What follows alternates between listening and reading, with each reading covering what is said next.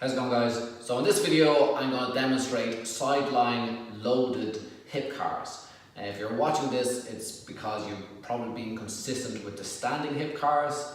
And before I get into it, I'm going to tell you how you can increase or progress standing hip cars. I am wearing an ankle weight. Okay, you can get these online, just Google ankle weights.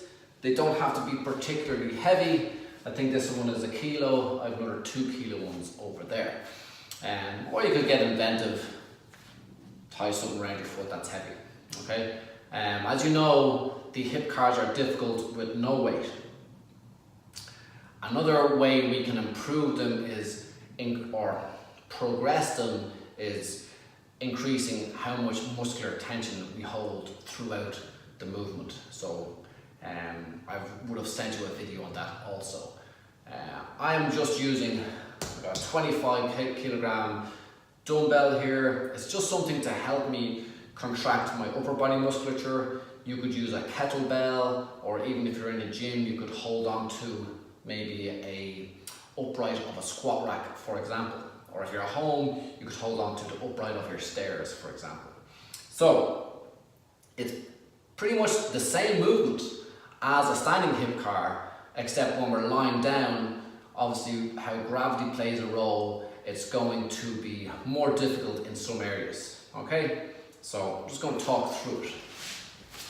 So I got a couple of yoga blocks here. It's just to stop my head falling down. They're not 100% necessary.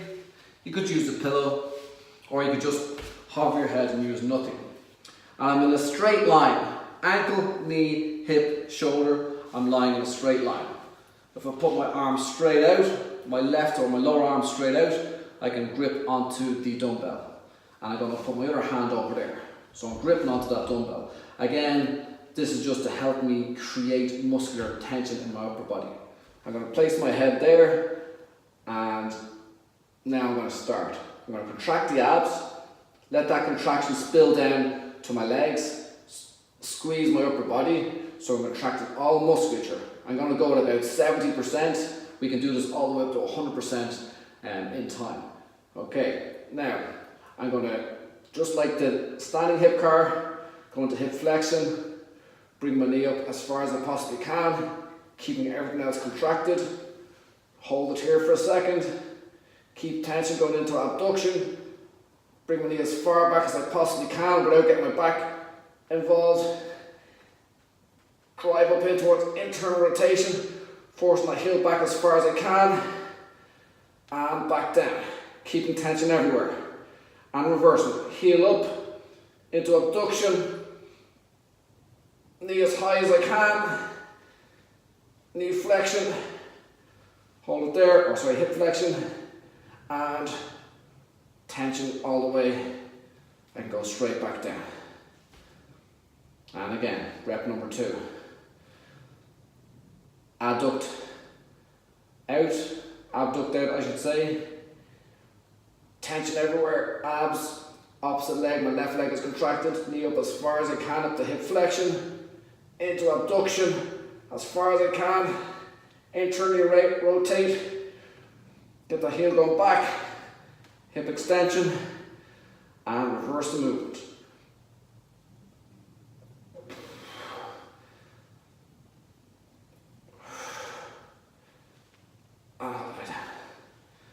Okay, to advance it, don't take a rest. Tension everywhere, keep reminding yourself to stay contracted in your upper body, keep your abs contracted, keep your opposite leg contracted. Drive that as much as you can without twisting back with your spine. Internally rotate into hip extension without the lower back taking over. Hamstrings close to cramping here. Reverse it, slow and control in this area. Moving the largest range, pain-free range you can, and I'll drive it back down. And I'll take a breather. It's not easy, okay? So, I'm going to show you from a slightly different angle. Bear with me. If you've been following along, you could probably do it the rest. So, this is going to be a slightly different angle. and same setup. So we're just trying to move from the hip, okay? So pop the head down, arm out, dead straight, okay? Grip whatever you have here, dumbbell, kettlebell, whatever it is. Tension in the abs, tension in your lower leg, tension in your upper body. Drive that knee up as far as you possibly can. As high as you can into hip flexion. Abduct out to the side. Internally rotate. Hip extension. Drop down. Reverse that. Largest pain-free ranges that you can. Slow and controlled. And I'm going to keep the knee bent now.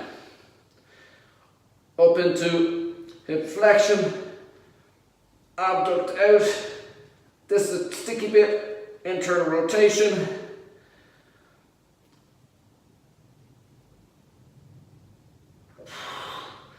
And back down. You want to avoid this kind of thing, okay? Because, as you know, we're just trying to focus on the hip.